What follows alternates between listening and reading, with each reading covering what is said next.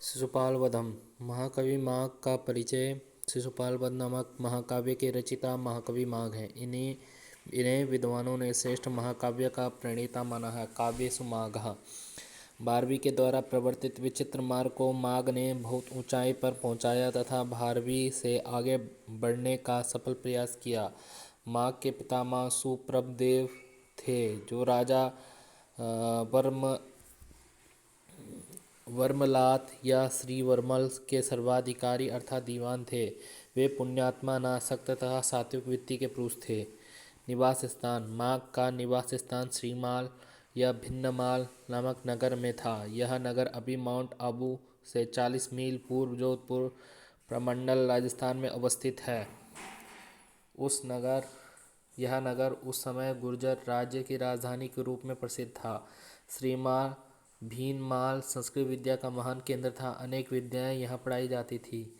बर्मतलात नामक राजा इसी नगर में रहते थे। माघ के पितामह उनके प्रधानमंत्री थे। माघ का परिवार बहुत धनाढ्य था। जगत स्वामी सूर्य के मंदिर के ये लोग उपासक थे। माघ अनेक शास्त्रों के विद्वान थे। राजाश्रित होने के कारण अनेक शास्त्रों के अध्ययन की सुविधा इन्हें प्राप्त थी।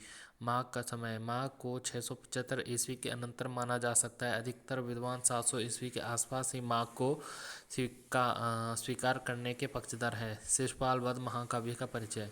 यह महाकाव्य माघ की एकमात्र कृति 20 सर्गों के महाकाव्य के रूप में है। इसमें 1645 पद्य 15वें सर्ग में 34 प्रक्षिप्त श्लोक हैं, जिनकी व्याख्या मल्लिनाथ ने की थी।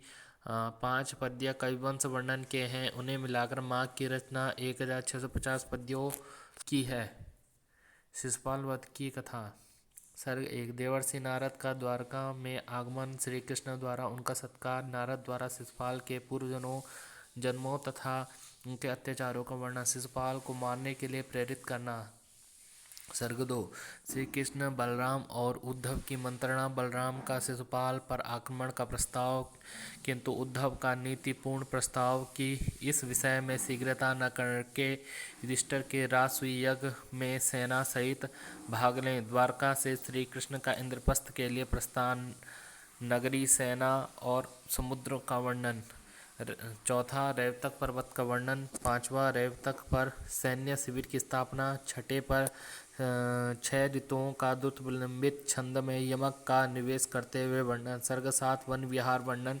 सर्ग 8 जल क्रीड़ा रात्रि विहार का वर्णन। सर्ग 9 संध्या चंद्रोदय तथा श्रृंगार विधान का वर्णन। सर्ग 10 बाण गोष्ठी एवं रात्रि विहार का वर्णन। सर्ग 11 प्रभात वर्णन। सर्ग 12 श्री कृष्ण का पुनः प्रस्थान तथा यमुना नदी का वर्णन। सर्ग 13 श्री कृष्ण और पांडवों का मिलना, नगर प्रवेश तथा दर्शन, नारियों की चेष्टाओं का अश्वघोष तथा कालिदास से प्रतिस्पर्धा करते हुए वर्णन। सर्ग 14 युधिष्ठिर द्वारा राजसूय यज्ञ का प्रस्ताव, श्री कृष्ण की पूजा तथा भीष्म द्वारा उनकी स्तुति।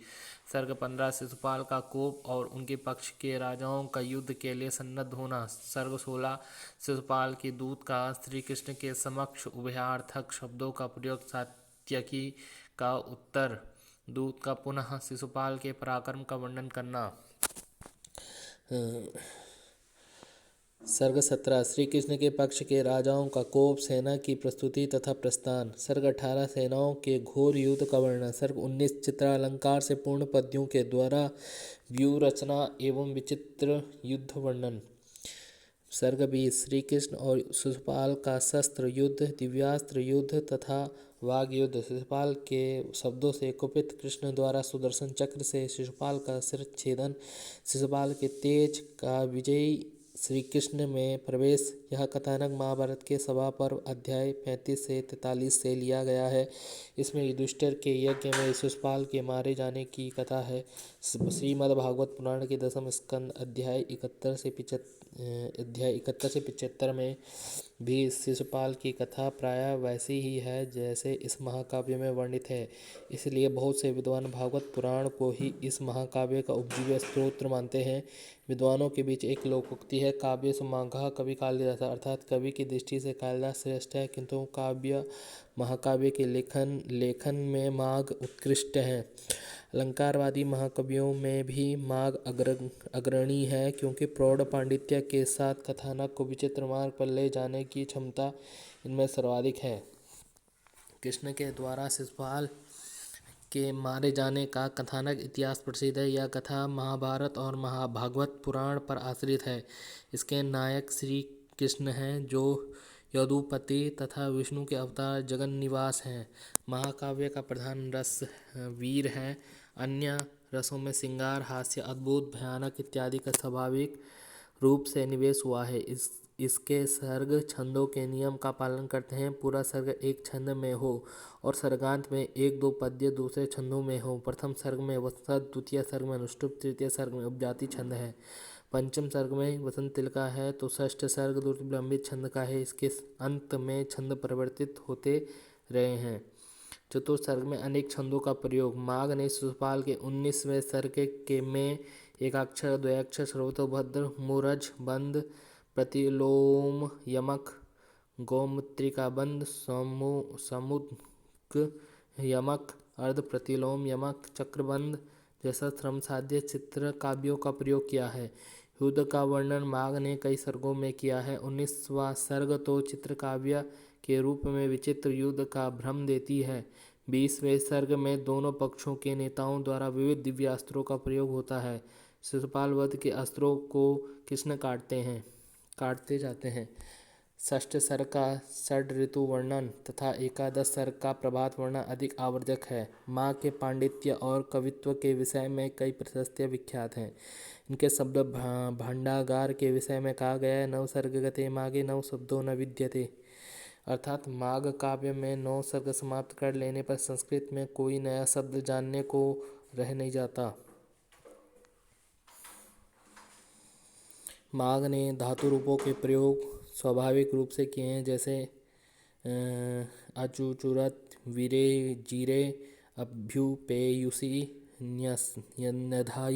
निधायिषताम् इत्यादि। माघे मेघे गतं मया, अर्थात शिशुपाल महाकाव्य के अध्ययन में और मेघदूत का आनंद लेने में सारी आयु बीत गई। माघे सन्ति त्रयोगुणा, माघ विषयक प्रशस्तियों में यह सर्वाधिक प्रसिद्ध है।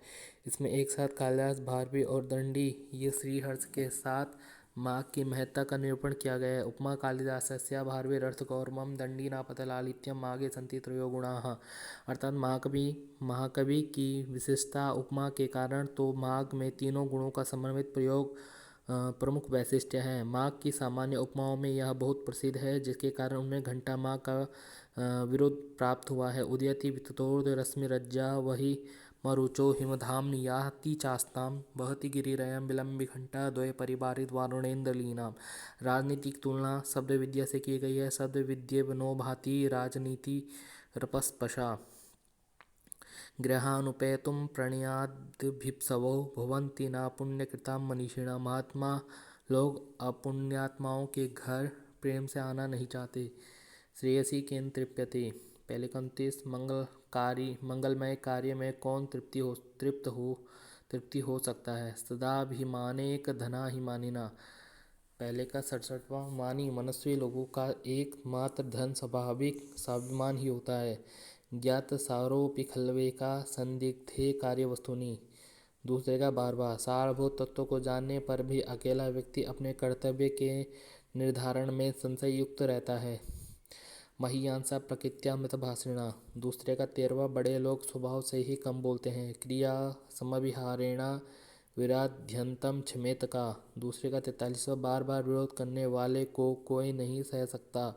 सर्वा स्वार्थम समीयते, दूसरे का 65वां। सभी लोग अपना स्वार्थ देखते हैं। नान्यस्य गंधमपि मानभृता सहन्ते, पांचवे का 42वां। मनस्वी लोग दूसरे की गंध को भी नहीं सहते। शास्त्रम ही निश्चित धियाम कौन सिद्धमेति, पांचवे का 47वां।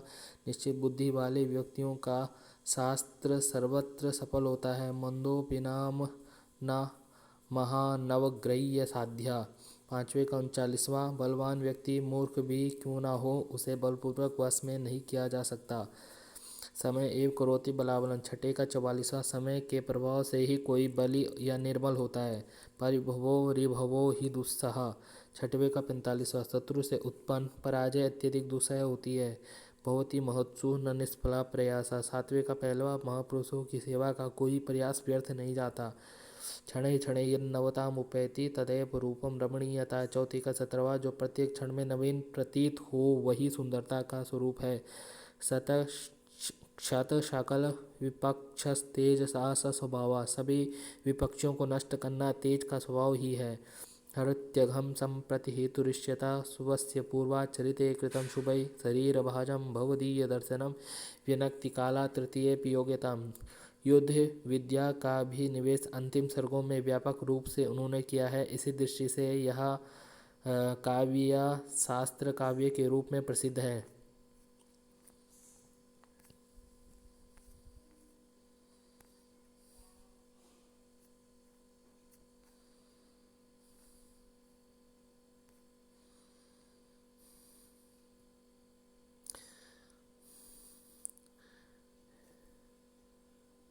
माघ ने छंदों का विविध वैविध्य प्रदर्शित किया है। सर के मुख्य छंद भी इन्होंने सभी सर्गों में पृथक रखे हैं। केवल अनुष्टुप का प्रयोग 2 सर्गों में है, दूसरे और 19वें। अन्य सर्गों में वंशस्थ, पहले में वंशस्थ उपजाति, तीसरे में बसंती का, 5वें में दुर्जनमी, 6ठे में पुष्पिताग्र, 7वें में प्रहर्षणी, 8वें में प्रमिताक्षरा, 9वें में स्वागता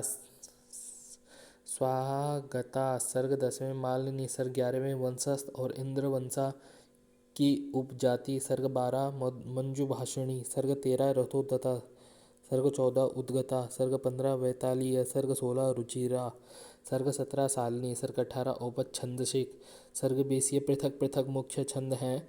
चतुर्थ सर्ग में 22 छंदों का प्रयोग है। पृथ्वी, प्रभा, तोटक, आर्य, शिखरिणी, हरिणी, श्रगधरा, मत्तमयूर, मंदाक्रांता और शार्दूल विक्रीडित का भी उन्होंने प्रयोग किया है। भारवी ने किरातोर्जुनीयम में शिव का गुणगान किया है, तो माघ ने विष्णु के अवतार कृष्ण का महात्म्य शिशुपाल वध में वर्णित किया है। भारवी तथा माघ दोनों ने महाभारत से ही अपने ग्रंथों के कथानक लिए। श्री शब्द से महाकाव्यों का आरंभ किया और संवाद से प्रथम सर्ग का प्रवर्तन किया। महाकाव्य में कृष्ण नारद संवाद है, तो भारवी के काव्य में युधिष्ठिर और वनेचर का संवाद है। दोनों संवाद ही महाकाव्य की मुख्य घटनाओं को प्रवर्तित करते हैं। वनेचर की सूचना से यदि पांडवों को शक्ति संग्रह के लिए प्रयत्न करने के क्रम में अर्जुन को शिव से पाशुपतास्त्र पाने के लिए तपस्या करनी पड़ती है, तो नारद के वाक्यों को सुनकर कृष्ण भी शिशुपाल वध के लिए प्रस्तुत होते हैं। अर्थात महाकवि कालिदास की विशिष्टता पदलालित्य के कारण है, तो माघ में तीनों गुणों का समन्वित प्रयोग प्रमुख वैशिष्ट्य है। माघ की सामान्य उपमाओं में यह बहुत प्रसिद्ध है, जिसके कारण उन्हें घंटा माघ का बिरुद प्राप्त हुआ है। उदयति वितदोर्ध रश्मिरज्जा बहिमरोचो हिमधाम याति चास्तम भवति गिरिरयम विलंबि घंटा द्वय परिवारित वर्णेन्दलीना। राजनीतिक तुलना शब्द विद्या से की गई है। शब्द विद्या बनो भांति राजनीति रपस्पसा। भारवी सर्ग 5 को और माघ सर्ग 4 को विविध छंदों भर देते हैं। यहाँ भारवी ने 16 और माघ ने 22 छंदों का प्रयोग किया है। भारवी के काव्य में द्रौपदी तथा भीम युधिष्ठिर को उत्तेजित करते हैं, तो महाकाव्य में कृष्ण को नारद और बलराम उत्तेजित करते हैं। युधिष्ठिर को व्यास का सत्परामर्श मिलता है, तो कृष्ण को उद्धव का। दोनों महाकाव्यों में पुष्पावचय क्रमशः 8 तथा 7, जल क्रीड़ा उभयत्र सर्ग 8, प्रभात वर्ण सर्ग 9 तथा माघ में सर्ग 11, संध्या एवं चंद्रोदय उभयत्र सर्ग 9, शिविर सन्निवेश क्रमशः सर्ग 7 तथा 5, सुरत पानगोष्ठी क्रमशः सर्ग 9 तथा 10, नायक को देखकर स्त्रियों की चेष्टाएं क्रमशः सर्ग 10 तथा 13, युद्ध वर्णन भारवी काव्यों में सर्ग 14 तथा 15, महाकाव्यों में सर्ग 15, 17, 19, चित्रालंकार भारवी 15, माघ 19 इत्यादि का प्रयोग है, किंतु प्रत्येक स्थल पर भारवी से माघ आगे बढ़ जाते हैं। भारवी ने अपने काव्य के सर्ग छोटे रखे हैं, जबकि महाकाव्य के सर्ग उनसे बड़े हैं। पंडितों और समीक्षकों को यह पद्धति आकर्षक लगी, इसलिए उन्होंने कहा तावभा भारवेर भाति यवन मागस्य नोदया। भारवी की शोभा माघ के उदय के पूर्व तक ही है। माघ का उदय होने पर सूर्य की किरणें जैसे मंद हो जाती है, वैसे भारवी की शोभा भी मंद हो गई।